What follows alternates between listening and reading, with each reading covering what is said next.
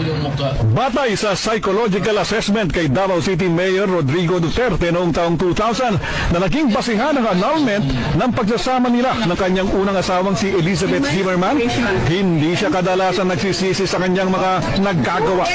Ayon pa sa psychological assessment, mayroong narcissistic personality disorder o masyadong nakatuon si Duterte sa kanyang sarili.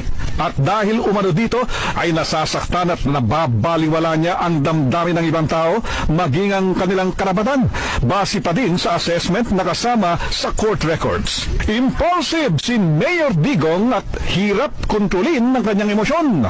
Hindi rin daw nakikita ni Duterte ang epekto ng kanyang mga ginagawa sa ibang tao.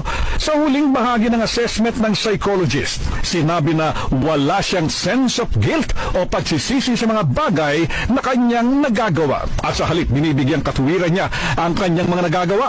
Tumangging magkomento ang psychologist na nagsagawa ng assessment kay Duterte, bagamat kinumpirma nito na sa kanya nang galing ang naturang pagsusuri na kinatigan ng korte noon.